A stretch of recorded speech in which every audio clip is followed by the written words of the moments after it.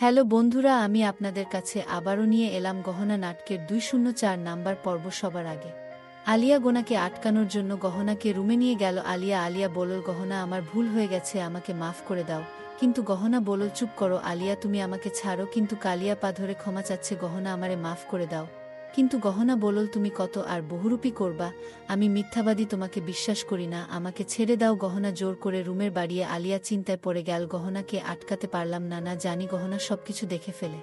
গহনার পরিবার ঈশা কৃষ্ণের মা, ওরা রুমের দিকে যাচ্ছিল। হঠাৎ করে শব্দ শুনতে পেল, কিসের এত হইচি। কিন্তু মিরাজ ভুজাদির সাথে তর্কাতর্কি পড়ে যায়। ভুজা যে বলো, তুমি আমার আজুষ্মানকে কিছু করতে পারবো না, তোমার কি টাকার দরকার, তোমার তো অনেক টাকা দিয়েছি, তবু আমার ফ্যামিলিকে ফালাইয়া ফেলিও না। ভুজা যে বলল, আজুষ্মান আমার ফ্যামিলি, আমার বেটা, তুমি কিছু করতে পারবা না। তখন মিরাজ একটা বোতল ভাঙ্গেই আজুষ্মান ওয়াজির সাথে ছবি তোলার উপরে ছুড়ে মারল। বলল, আজুষ্মান তোমার বেটা, হে বেটা, আমি কি তোমার বেটা না? খুব ভালোবাসা আজুষ্মানকে, আমি কি পানির জলে ভেসে এসেছি?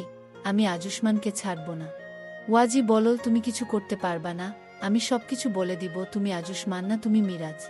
বয়াজি বাইরে বাহির হওয়ার চেষ্টা করল, বাইরে বাহির হলো মিরাজ ও পিছে পিছে ধাওয়া করল। এক সময় এসে বুজাজিকে মেরাজ ধরল। বাড়ি মানুষের সব দোষ শুনে মেরাজ ওয়াজের মুখ চেপে ধরল আর বোজগের সিঁড়ি থেকে ধাক্কা দিয়ে ফেলে দিল। বাজে নিচে পড়ে গেল। গহনা দেখে ফেলল বুয়া যে কি হয়েছে, কিন্তু বলতে পারল না।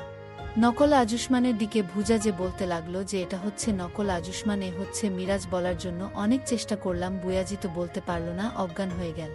ততক্ষণ গহনা চিৎকার দিয়ে উঠল, বুয়াজিকে হাসপাতালে নিয়ে যাইতে হবে। বুয়াদিকে হাসপাতালে নিয়ে গেল। নকল আউসমানে চোট লেগেছে, ডাক্তার বাবু নকলা আজুষ্মানকে ইঞ্জেকশন দিতে বলল, কিন্তু নকল আজুষ্মান দিবে না। আজুষ্মান বলল, আমি ডাক্তার, আমি ভালো জানি।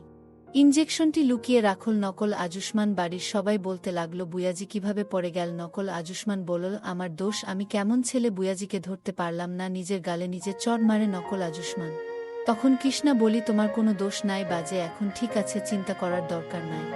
আলিয়া মনে মনে বলতে থাকে, তুমি খুব চালাক। মিরাজ কেমন করে পড়ল? মিরাজ কান্দা কান্দা গলায় বলল, গুয়াজি পড়ে গেছে। বুজাজি কিছু বলতে চাইল, গহনা ডাক্তার চলে গেল। গহনা মনে মনে বলতে লাগলো, ওয়াজি কি বলতে চাইল আমাকে বলতে পারল না। কিন্তু কালিয়া আজুষ্মানকে বলতে লাগলো, তুমি আজুষ্মান না, তুমি মেরাজ। তখন আলিয়া নকল আজুষ্মানের শার্টের গলা ধরেছিল। তখন গহনা এসে হাজির। আলিয়া লুকিয়ে বলল, গহনা বলল, আজুষ্মান কি হয়েছে এখানে? কেন আনিয়া লোকে লোকে দেখছিল? ওরা কি করে? হ্যালো বন্ধুরা, নাটকের পরবর্তী ২০৫ নাম্বার পর্ব কি হতে পারে সবার আগে দেখার জন্য আমাদের চ্যানেলটি সাবস্ক্রাইব করুন, সাথে থাকুন। ধন্যবাদ।